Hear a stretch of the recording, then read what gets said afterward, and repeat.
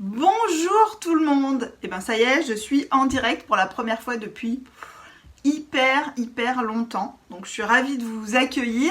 Donc c'est Sandrine de S comme C, le blog et la page qui essaye de vous faire voir les problèmes, les situations par l'autre bout de la lorgnette. Alors comme c'est un live Facebook, je vais attendre de voir apparaître ma vidéo de l'autre côté et puis je vais la partager le temps que vous arriviez tranquillement et qu'on puisse échanger ensemble. Je vous en dis un peu plus sur le thème et sur la manière dont ça va se dérouler comme d'habitude. Donc je partage. Je vois que vous arrivez, donc ça c'est top. Hop, je partage, bim. J'aimerais bien partager en tant que moi-même. C'est bon, c'est fait. Nickel. Bon, bah super, je vois que vous commencez à arriver. J'espère que vous allez voir j'espère voir vos commentaires en direct. Donc si vous pouvez me faire des petits commentaires, ça m'arrangerait, génial. Donc je commence à voir Sophie, merci de faire le commentaire pour me dire que ça fonctionne. Et en plus je vois les commentaires, donc c'est parfait. Génial. Donc le thème d'aujourd'hui, alors déjà, non, je vais recommencer depuis le début. On vient de démarrer le confinement j'avais prévu ce live avant ça. Donc je ne vais pas parler du confinement parce que je pense qu'on en a tous un peu ras-le-bol. Alors après on pourra évoquer des choses relatives au confinement et à ce qui se passe pendant le confinement, pendant cette vidéo. Vous pourrez me poser toutes les questions que vous voulez. Mais mon idée c'est plutôt de refaire des lives où je peux parler d'un sujet et répondre à vos questions. Nelly dit yes. Donc je vais parler d'un sujet, je vais répondre à vos questions. J'ai envie de profiter de cette période pour vous proposer du contenu de qualité de manière un peu plus régulière. Donc, zou, c'est parti. Aujourd'hui, on va parler de responsabilité, responsabiliser, comment ça marche et quel impact ça peut avoir dans nos relations à nous-mêmes, aux autres, aux enfants, les collègues, le conjoint ou la compagne, dans les relations de couple, dans les relations familiales. Je trouve que c'est un sujet qui est extrêmement important, intéressant et qui peut apporter pas mal d'éclairage.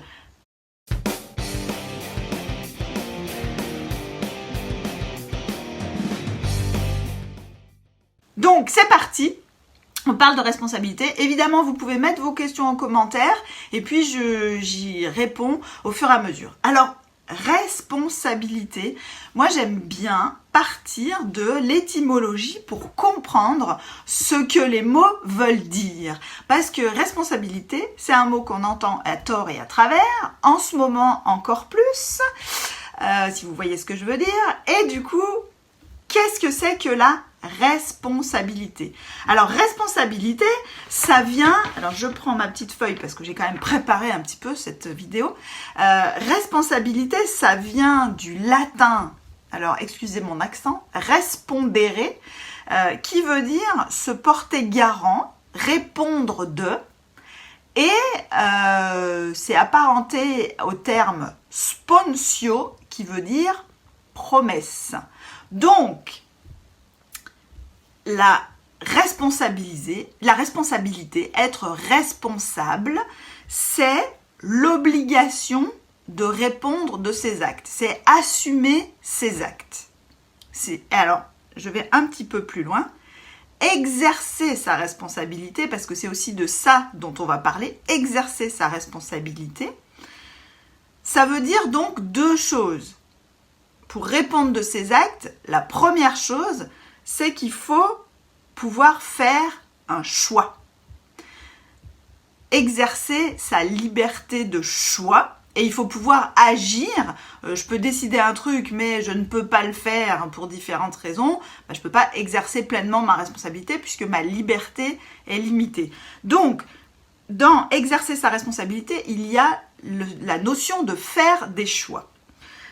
Donc il faut être en capacité de les faire. C'est pour ça par exemple que les enfants ont des capacités limitées pour exercer leurs responsabilités, pour répondre de leurs actes, parce que leur capacité, notamment chez les plus petits, à faire des choix est limitée.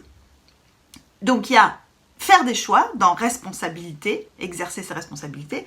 Et il y a aussi la notion de assumer les conséquences de ses choix.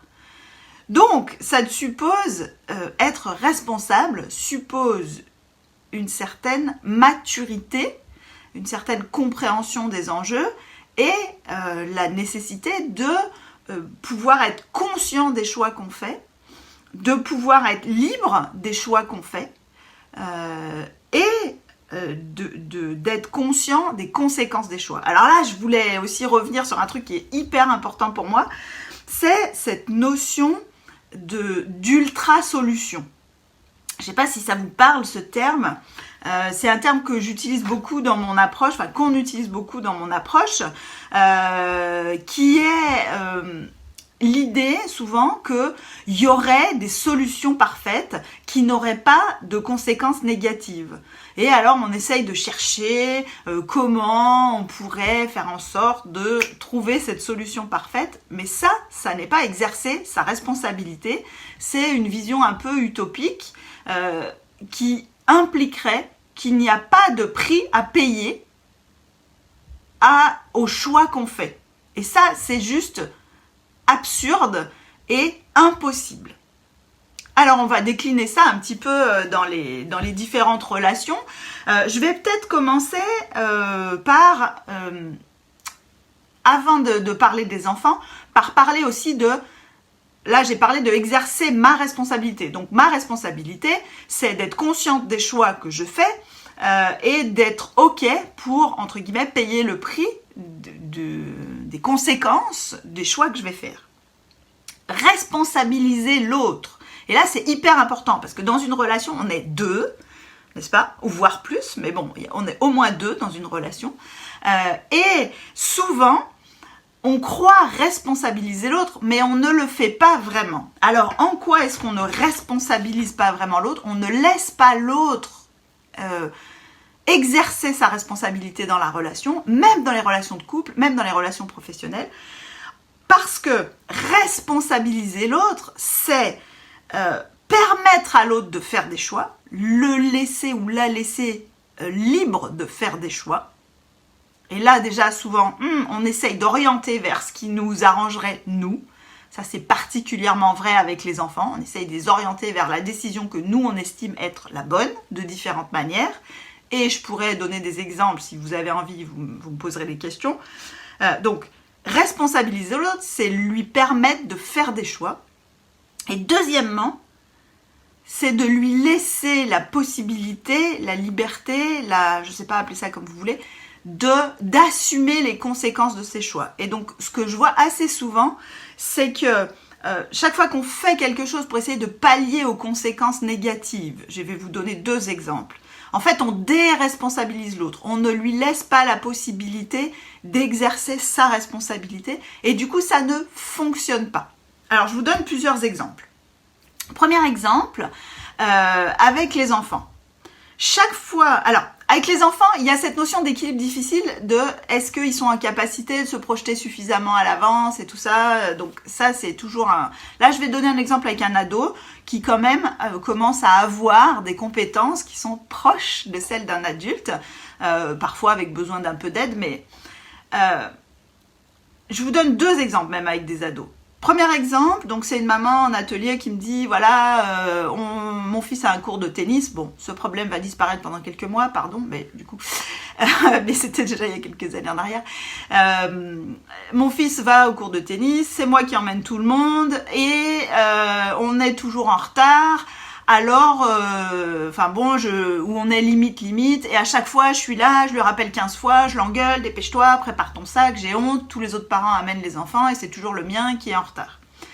Et donc, là, pour le coup, le fait de râler, d'engueuler l'enfant, finalement, conduit d'une certaine manière à le déresponsabiliser.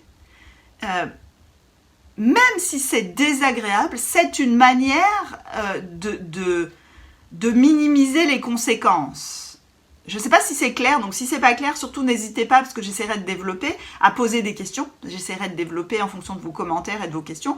Mais donc, c'est une manière de déresponsabiliser. Vous ne laissez pas l'enfant libre de faire un choix quand vous râlez, quand vous insistez, quand vous dites faites ci, faites ça. Donc vous ne le laissez pas libre de faire son choix et vous minimisez les conséquences. Donc du coup, souvent ça ne marche pas bien. C'est-à-dire que l'enfant est en retard et machin et que ça perdure dans le temps. Donc là, par exemple, une manière de responsabiliser, c'est d'aller au bout. C'est-à-dire à partir de maintenant, je dirais une fois un quart d'heure avant, éventuellement une deuxième fois 5 minutes avant, et quand c'est l'heure, je pars. Et là, cette maman, elle avait mis ça en place, elle est partie à l'heure dite, une seule fois, hein, la fois d'après, parce que l'enfant tenait au tennis, enfin bref, il y a aussi des éléments de contexte, mais la fois d'après, il était à l'heure et il n'a plus jamais été en retard, il n'a plus jamais lambiné. Donc souvent dans nos actions avec les enfants, il y a cette notion de déresponsabilisation. On ne se rend pas compte, mais en fait on déresponsabilise. Et du coup, patatras, on se dit mais pourquoi l'autre il fait pas ? Je donne un autre exemple avec un ado encore plus grand, au lycée, internat. Oui, il rentre le week-end, il balance son sac, il me donne pas le linge à laver. Et puis le dimanche soir, ah merde, catastrophe. Et qu'est-ce que vous faites, madame ? Et ben du coup, je fais vite la lessive le dimanche soir, le sèche-linge, le truc et tout. Ok, quelle raison aurait-il alors de se responsabiliser, c'est-à-dire le vendredi soir, de soit faire lui-même la lessive, soit vous dire de la faire ? Zéro, aucune. On est vraiment dans là aussi la déresponsabilisation. Et du coup, il n'y a pas de raison que ça change et il n'y a pas de raison que l'enfant ou l'ado se responsabilise si on pallie aux conséquences ou si on ne le laisse pas libre de son choix. Je vous donne un autre exemple que moi je vis. C'est pas facile de faire ça, je le vis chaque matin. Ce matin, donc mon fils fait du hand. Là, il n'y a plus d'entraînement, malheureusement. Plus de compétition, et je lui dis tu pourrais regarder quelques vidéos sur les tactiques, les stratégies et tout ça. Et là mon fils me dit ah oui mais j'aime pas regarder les vidéos, ce qui est juste absurde parce qu'il passe sa journée à regarder des vidéos. Et donc je dis mais là tu te fous de ma gueule en fait, mais non et tout. Et du coup, je suis vite tentée de lui dire, puisque c'est ça, tu seras jamais bon au hand et tout ça. Je l'ai dit d'ailleurs, j'ai dit, tellement ça m'énervait. Bon, après, je fais marche arrière, évidemment, et je lui dis, non mais, ok, c'est toi qui vois ce que tu... Moi, c'est une proposition, point. Si j'insiste, en fait, je le déresponsabilise, et la déresponsabilisation, notamment chez les ados, chez les jeunes, ça crée beaucoup d'agressivité. Beaucoup de rébellion et parfois de violence relationnelle, d'insultes. Donc chaque fois que vous déresponsabilisez, donc je rappelle, déresponsabiliser, c'est empêcher l'autre de faire des choix librement, c'est-à-dire essayer de le pousser, de l'orienter vers le choix qui vous arrange, ou minimiser les conséquences de ces actes, ou parfois les aggraver, c'est-à-dire tu vas voir, je vais te punir encore plus. C'est aussi une forme de déresponsabilisation. Donc voilà pour les enfants. Mais dans le couple, c'est la même chose. Je vous donne un exemple aussi parce que je trouve que c'est extrêmement parlant. On discute dans le couple, enfin c'est un couple il y a un peu des tensions. Et madame me dit, ah oui mais du coup mon mari à chaque fois il part un peu boudé, il fait la gueule dans son coin. Et moi je me sens obligée de revenir vers lui. C'est toujours moi qui reviens faire le premier pas pour essayer de savoir quel problème il a, qu'est-ce qui se passe. Et ça, paradoxalement, c'est une forme de déresponsabilisation. En quoi c'est une forme de déresponsabilisation ? Bon, on a laissé l'autre libre de faire son choix, à condition qu'on ne lui ait pas dit que oui, mais quand même, ce serait mieux de parler, etc. Il veut bouder, il va bouder, ok. C'est une forme de minimisation des conséquences puisque on va la personne en tout cas va faire l'effort d'essayer de renouer le dialogue. Donc une forme de responsabilisation dans la relation de couple, là dans ce type de situation, ça pourrait être par exemple de se dire que si mon conjoint fait le choix d'aller bouder, entre guillemets, dans son coin, eh bien, c'est qu'il estime que c'est la meilleure chose à faire pour soigner notre relation. et non pas que c'est le signe qu'il y a un problème. Parce que pour exercer sa responsabilité, je l'ai dit, dans une relation, on est deux, et donc pour exercer sa responsabilité, il est nécessaire que l'autre, on considère que l'autre exerce sa responsabilité à 100% de la même manière que nous. Et dans le couple, on peut avoir des mécanismes comme ça, où on croit, entre guillemets, être plus responsable, et donc on va essayer de pallier ce qu'on vit comme des déresponsabilisations de l'autre, il fait la gueule, il dit rien, etc. Et on agit en conséquence, et en fait on déresponsabilise puisqu'on minimise les conséquences. Ok mon chéri, à partir de maintenant, je considère, ou ma chérie, ça peut marcher dans l'autre sens, je considère que le fait que tu ailles, entre guillemets, bouder dans ton coin, alors on peut utiliser un mot qui est peut-être un peu moins connoté négativement que ça, tu considères toi que c'est le meilleur choix, la meilleure solution pour apaiser notre relation. Et je te fais confiance là-dessus. Donc vraiment, il y a cette notion de choix et de laisser l'autre libre de faire les choix qu'il a envie ou qu'elle a envie de faire. Donc vous voyez, c'est pas simple non plus, mais dans une relation être équilibré, ça veut dire qu'il faut, pour que chacun puisse exercer sa responsabilité, il y a une notion de confiance à avoir des deux côtés, et y compris dans les choix que fait l'autre. Bon, j'ai déjà dit pas mal de choses, et on a déjà passé presque une vingtaine de minutes, donc surtout n'hésitez pas à me faire des questions en commentaire, j'espère les voir parce que Facebook me joue parfois des tours. Je vais donner quelques exemples sur le milieu professionnel, mais je serais ravie que vous puissiez me poser des questions et peut-être approfondir le sujet sur des situations qui vous interpellent. En milieu professionnel, c'est exactement la même chose que ce que j'ai décrit par rapport au couple, c'est-à-dire que si je veux être dans une relation responsable des deux côtés, je dois, moi, être consciente des choix que je fais dans la relation. Donc ça suppose aussi d'apprendre à prendre du recul sur ce qui se passe dans notre tête, comprendre comment ça fonctionne, ce qui n'est pas toujours simple. On peut croire faire des choses très rationnellement, alors qu'en fait, c'est pas si rationnel que ça. Alors, rationnel n'est pas forcément mieux que émotionnel. Bon, ça fera l'objet d'une prochaine vidéo. Mais donc, ma responsabilité à moi, c'est d'être consciente des choix que je fais et consciente du coup des conséquences auxquelles je m'expose et d'être OK pour le faire. Mais si on veut être dans une relation équilibrée où chacun est responsable et peut exercer sa responsabilité, ça suppose que moi, je sois dans la confiance sur le fait que l'autre va aussi faire les bons choix et faire cette démarche-là.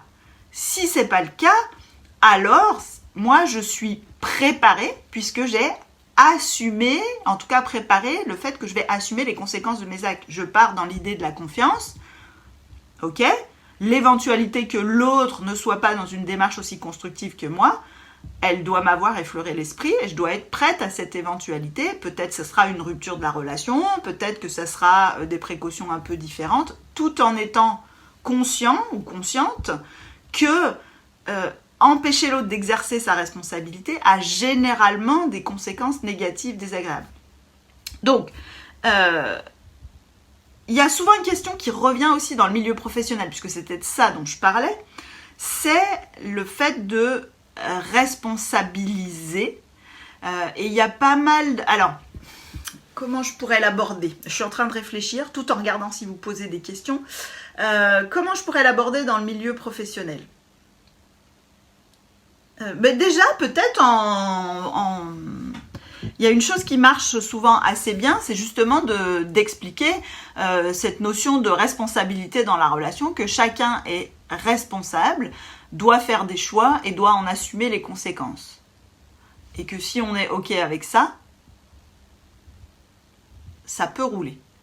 Et que, chose très importante, si on fait le choix de ne pas dire qu'il y a un problème, par exemple, si on fait ce choix-là, je ne dis pas « j'aime pas trop la manière dont ça se déroule », mais je ne le dis pas, on en assume les conséquences. C'est-à-dire que ce problème a du coup peu de chances de se résoudre, de voir une solution. C'est pas parce qu'on en parle qu'il y aura une solution, mais si on n'en parle pas, on est à peu près sûr qu'il n'y aura pas de solution.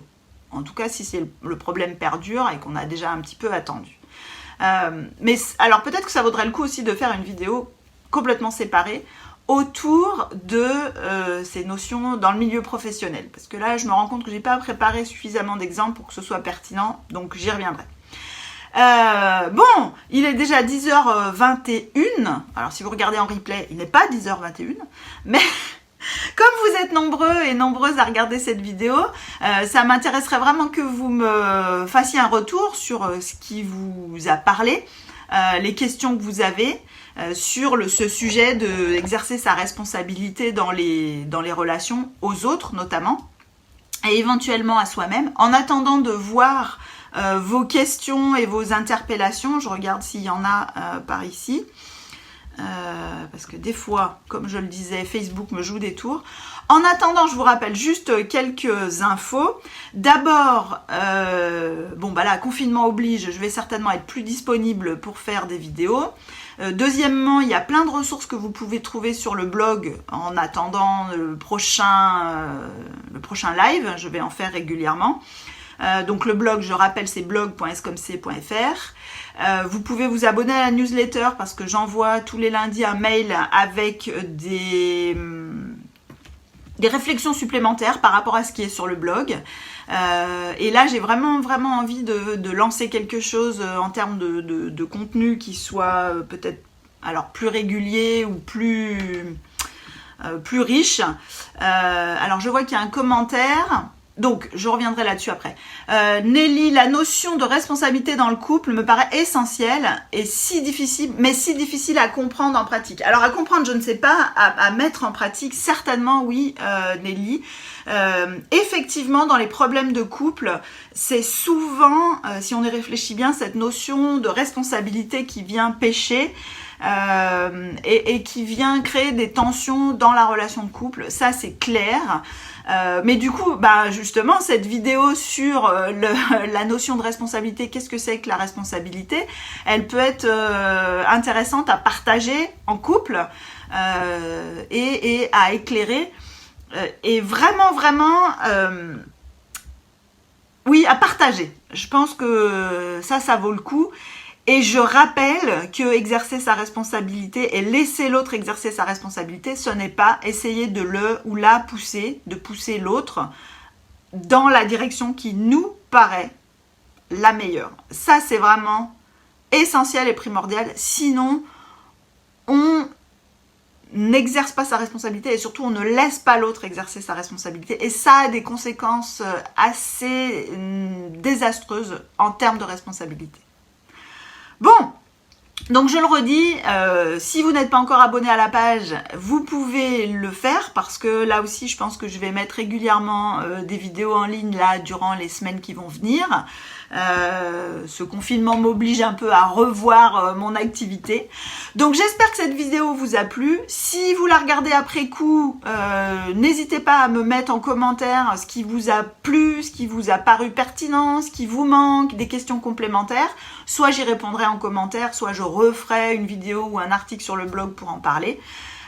D'ici là, vous pouvez faire aussi un petit don sur Tipeee si cette vidéo vous a plu. C'est une plateforme de pourboire participatif pour les producteurs de contenu et qui nous permet de continuer à proposer du contenu gratuit. Je vous donne rendez-vous, je ne sais pas encore quand, mais je vais certainement organiser des lives réguliers dans les semaines à venir, comme c'était un peu le cas sur les années précédentes. Donc, je vous souhaite une bonne journée malgré ce confinement et je vous dis à très bientôt. Et encore une fois, n'hésitez pas, tous les likes et les partages sont les bienvenus et surtout, le plus important pour moi, c'est vos commentaires, vos questions, ce que vous avez envie que j'approfondisse, ce dont vous avez envie que je parle dans des vidéos ou dans des articles. Merci à tous et à toutes et à très bientôt!